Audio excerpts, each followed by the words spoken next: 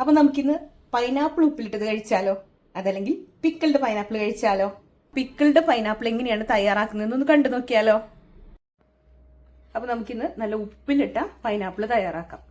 അതിന് വേണ്ടിയിട്ട് ഞാനിവിടെ ഒരു പകുതി പൈനാപ്പിൾ, വലിയ പൈനാപ്പിളിന്റെ പകുതി കൂനൊക്കെ ചെറുതായിട്ട് കട്ട് ചെയ്തിട്ട് കഷ്ണങ്ങളാക്കി വെച്ചിട്ടുണ്ട്. ഇനി ഇത് നിങ്ങൾക്ക് വലിയ പീസസ് ആയിട്ട് എന്താ പറയാ സ്ലൈസസ് അല്ലെങ്കിൽ വെഡ്ജസ് പോലെയൊക്കെ കട്ട് ചെയ്യാം കേട്ടോ. നിങ്ങളുടെ ഇഷ്ടത്തിനനുസരിച്ച്, പിന്നെ നിങ്ങൾ ഇടാൻ പോകുന്ന ആ ഒരു ഭരണി അല്ലെങ്കിൽ കുപ്പിയുടെ ഒരു വലുപ്പത്തിനനുസരിച്ചൊക്കെ നിങ്ങൾക്ക് ഏത് ഷേപ്പിൽ വേണമെങ്കിലും കട്ട് ചെയ്യാം.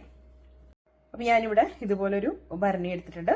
ഇനി ഇതിലേക്ക് നമുക്ക് വേണ്ടത് നല്ലതുപോലെ തിളപ്പിച്ചാറിയ വെള്ളമാണ്. ഇനി നമുക്ക് ഇതിലേക്ക് ഇട്ട് കൊടുക്കേണ്ടത് ഉപ്പാണ്.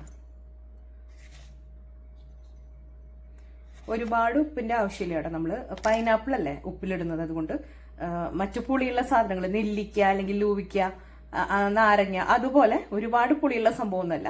അതുകൊണ്ട് തന്നെ കുറച്ച് ഉപ്പിട്ട് കൊടുത്താൽ മതി. ഇനി ഞാൻ ഇതിലേക്ക് ഒരു 4-5 കാന്താരി മുളകാണ് ഇട്ട് കൊടുക്കുന്നത്.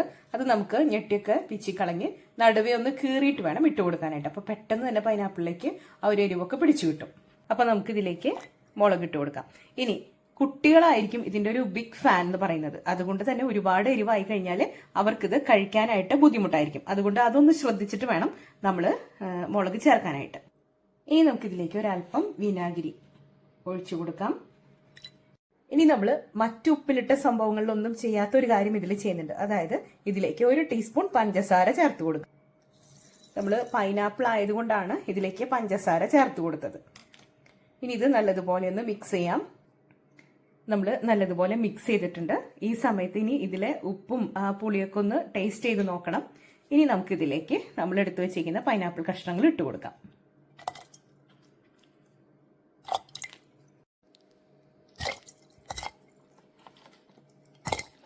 എല്ലാ പൈനാപ്പിൾ കഷ്ണങ്ങളും നമുക്കിതിലോട്ട് ഇട്ട് കൊടുക്കാം.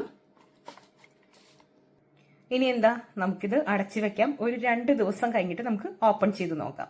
അപ്പോഴേക്കും നമ്മുടെ പൈനാപ്പിൾ നല്ലതുപോലെ സെറ്റ് ആയിട്ടുണ്ടാവും. അപ്പൊ ഇനി നമുക്കിത് അടച്ചു വെച്ചാലോ? അപ്പൊ നമുക്കിനി ഇത് മാറ്റി വെക്കാം. ഇനി 2 ദിവസം കഴിഞ്ഞിട്ട് നമുക്കിതൊന്ന് ഓപ്പൺ ചെയ്ത് നോക്കാം. അപ്പൊ നമ്മുടെ പൈനാപ്പിൾ നല്ല അടിപൊളിയായിട്ട് ഇവിടെ സെറ്റ് ആയിട്ട് വന്നിട്ടുണ്ടാവും.